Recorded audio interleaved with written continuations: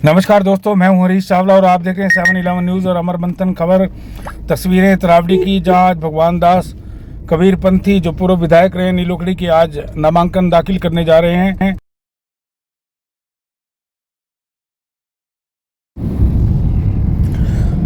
ये तस्वीरें तरावड़ी की।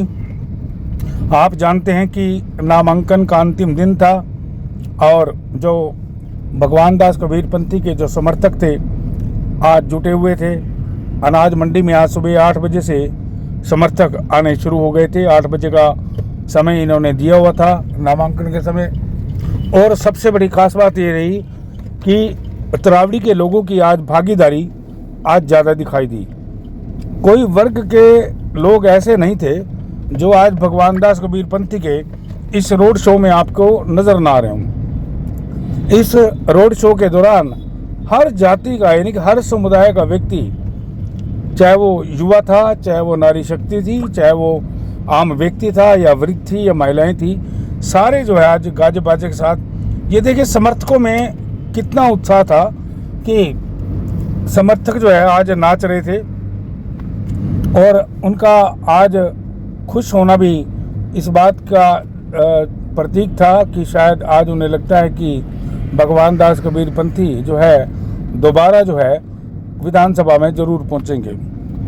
भारतीय जनता पार्टी की केंद्र में सरकार है और फिलहाल भारतीय जनता पार्टी की हरियाणा में भी सरकार है, लेकिन सत्ताधारी दल की टिकट लेना पहले तो बड़ी मुश्किल का काम होता है। लेकिन भारतीय जनता पार्टी ने अपने कार्यकर्ता भगवान दास कबीरपंथी पर जिस तरह से भरोसा दिखाया और टिकट थमाई।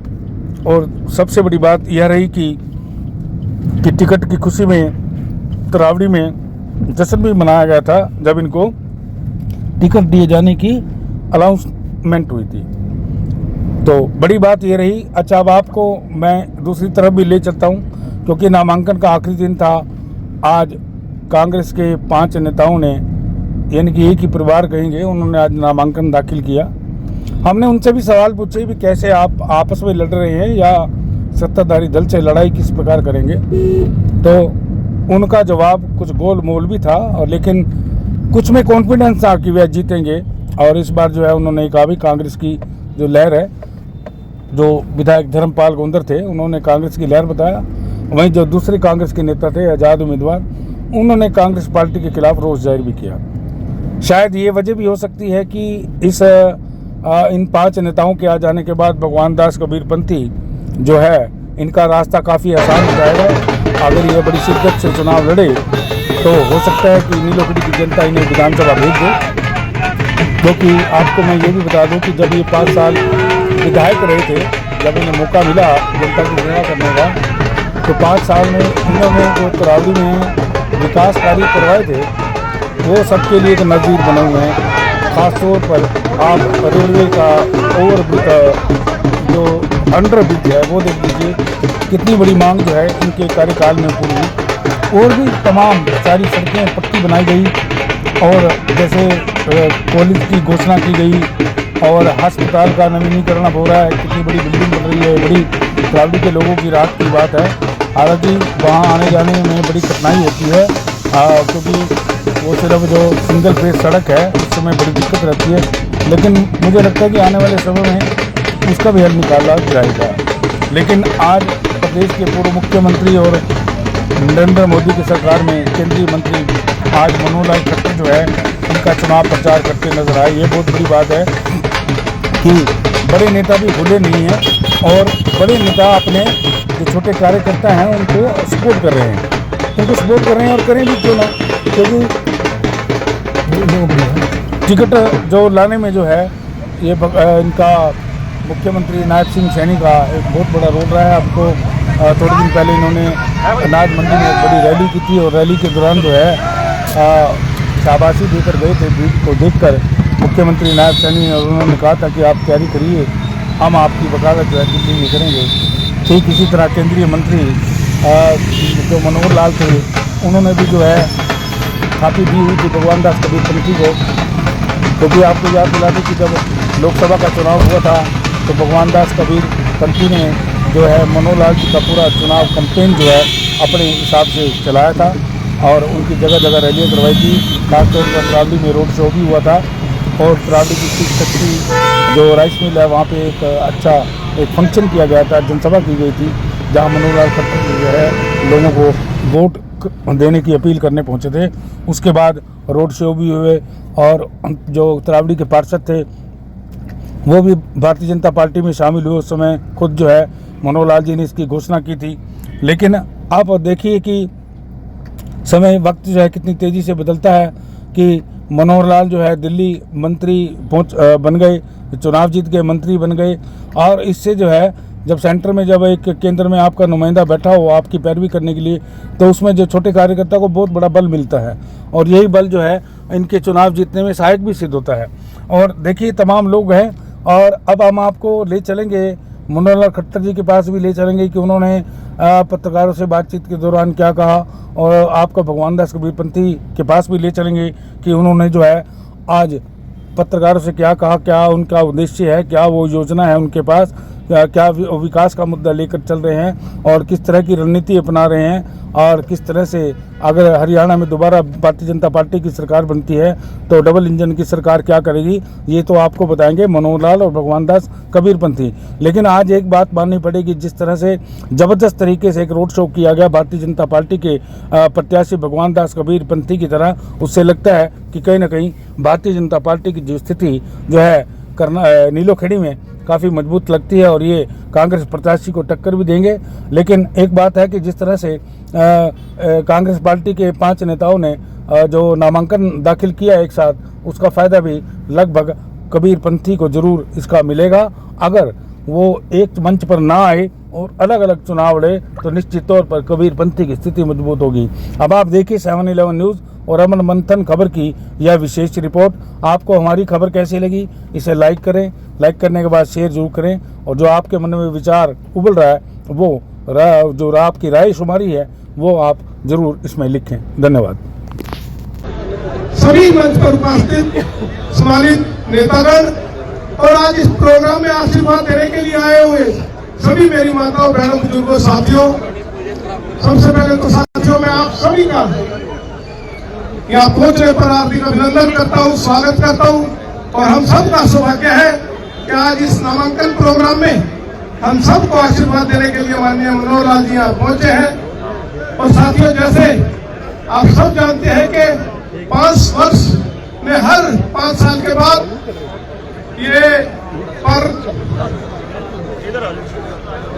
ये पर्व आता है और हम सब ने अपने अपने क्षेत्र का फैसला करना होता है कि कैसे हमारे इस क्षेत्र का जिसको आपने नेतृत्व देना है 5 साल के लिए, कैसा वो नेता हो, कैसे हमारे प्रदेश का मुख्यमंत्री हो, ये फैसला हम सब ने करना है।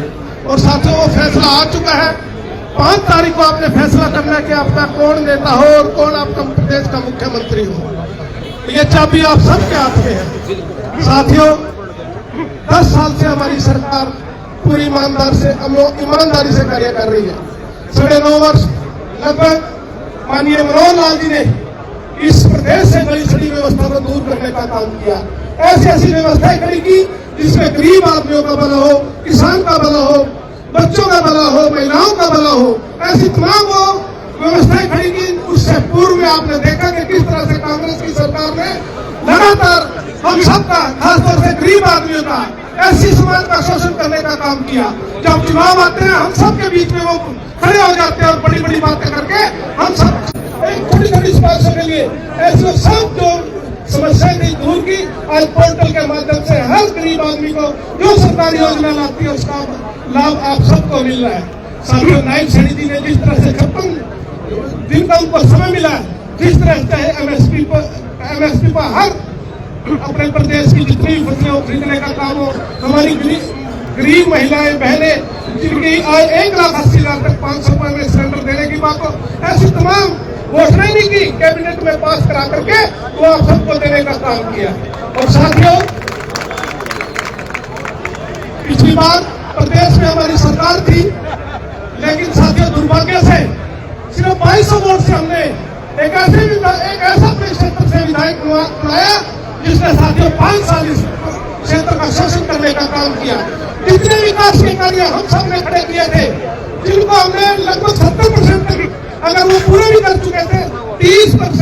भी वो एक ईंट उन पर लगा नहीं पाया। इसलिए साथियों, हम सब ने अब देखना है, क्योंकि 5 साल का समय बहुत बड़ा होता है और 5 साल का समय या तो अपने क्षेत्र को आगे बढ़ा सकते हैं या वर्षों पीछे फिर ले जा सकते हैं। इसलिए मैं आप सबसे प्रार्थना करूंगा कि 5 तारीख को एक वोट आप कमल के सामने वाला बटन दबाकर इस बेटे इस भाई को अपना आशीर्वाद दे। माननीय नायब से तीसरी बार सरकार बने, उसका अपना आशीर्वाद दे।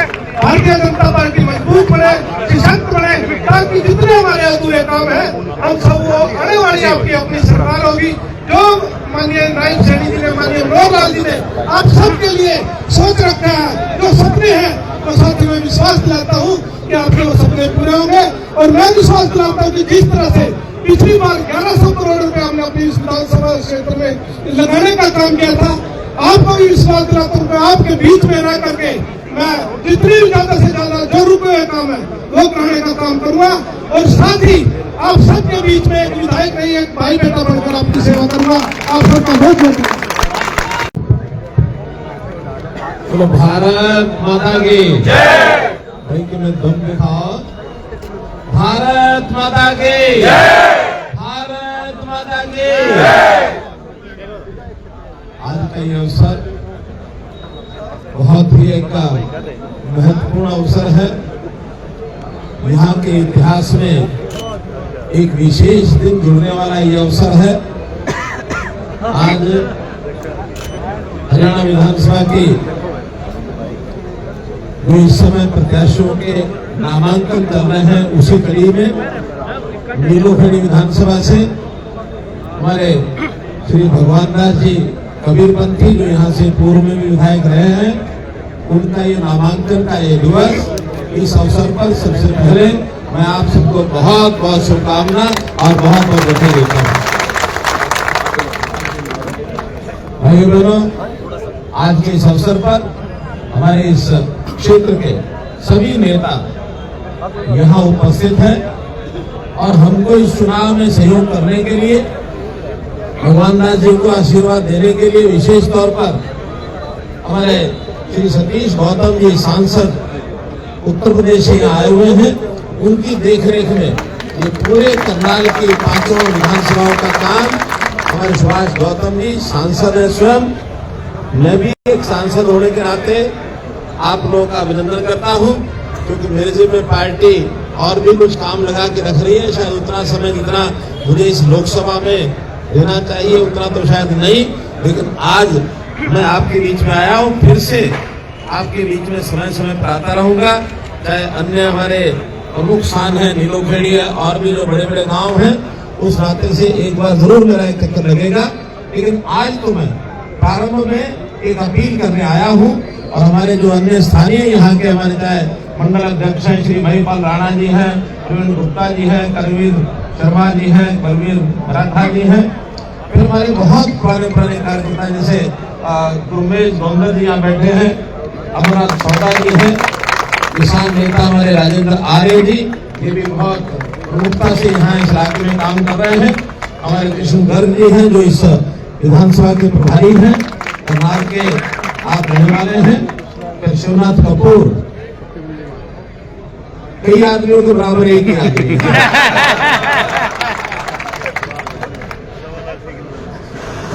अमन त्यागी जी हैं, रमेश गुप्ता जी हैं, श्रीनिवास शर्मा जी, बलवान फौजी, लवली कुकरेजा जी, मदनपाल जी, नाम तो और बहुत है, लेकिन जिनका नाम ले लिया वो सब जी, जिनका नाम नहीं लिया वो भी सब जी। हमारे नौजवान साथियों, बुजुर्गों, माताओं, बहनों, पत्रकार छायाकार मित्रों, हम देखते हैं कि काम कर रहे हैं ये पिछले 10 साल का शासन और उससे पूर्व कांग्रेस का 10 साल का शासन, अगर इसका एक अनुभव ये हम सब कर रहे हैं, जनता भी सब कर रही है। हो सकता है हमारे कांग्रेस के लोग भूल गए हो, लेकिन जनता नहीं भूली। जनता उन सब 10 साल पहले की बातों को याद रखती है कि जब एक भय का वातावरण था, एक भ्रष्टाचार का वातावरण था, सामान्य आदमी भटकता रहता था इस दफ्तर में उस दफ्तर में, कभी वो करनाल के चक्कर काटता था तो कभी चंडीगढ़ के चक्कर काटता था, कभी दिल्ली के चक्कर काटता था। और किस प्रकार गरीबों पर अत्याचार होते थे, कैसे अनुसूचित जाति के लोग, पिछड़ा वर्ग के लोग, उनको अपना अधिकार मिलता नहीं था। और अगर कोई दिलवाने भी लेकर के पकड़ के जाता था, उनके जो एजेंट थे, वो एजेंट लगातार उनके साथ संपर्क में रहते थे, चलो आपका काम मैं करा के देता हूं। पैसे भी लेते थे, लूटते थे, और कभी कभी लूटने के साथ साथ कूटते भी थे, कुटाई भी की उन लोगों ने। अब वो दिन याद है, सबको याद है। भारतीय जनता पार्टी का 10 वर्ष का शासन, भ्रष्टाचार को जड़मूल से समाप्त करने का हमने संकल्प लिया हुआ है। ये जो नौकरियां थी, ये बिकती थी। जिस नौजवान ने या युवती ने नौकरी लेनी होती थी, या तो अपने पिताजी के किले बिकवाते थे या माताजी के गहने बिकवाते थे, तब जाकर के कहीं नौकरी वाले के द्वार पर पहुंचते थे। कभी कभी तो पैसा लग जाता था, बाद में वो भी हाथ खड़ा कर देते थे, मेरा बस निकला, पीछे पड़ के पैसे वापस लेने के लिए घूमते रहते थे। FIR तक होती थी, लेकिन एक बार उनसे हाथ से छूटता उनको वापस मिलता नहीं था, कई घर बर्बाद हो गए। अपने अपने रिश्तेदारों को, चहेतों को सब नौकरियां देते थे। और यहां तक हमने उस समय देखा, HCS का जो रिजल्ट आता था, उसे पहले लिस्ट मंगवा लेते थे कि ये 100 लोग चुने जाने वाले हैं। फिर वो अपने लोगों को कहते थे, अच्छा इन 100 लोगों में से जो कोई कुआरा है, जाके पहले उसका रिश्ता करके आओ, फिर उसको HCS बनाएंगे। वरना इन बड़े बड़े कांग्रेस के नेताओं के, इनके रिश्तेदारी सारे HCS क्यों हैं? आज किसी का रिश्तेदार ऐसा बिना योग्यता के बनता है, कोई HCS या सरकारी नौकरी में जाता है क्या? कम से कम मैं कह सकता हूं, मनोहर लाल खट्टर का तो कोई रिश्तेदार सरकारी नौकरी में नहीं गया पिछले 10 साल। नौकरी तो क्या, अगर मैं बहुत लोगों से पूछ लूं कि भाई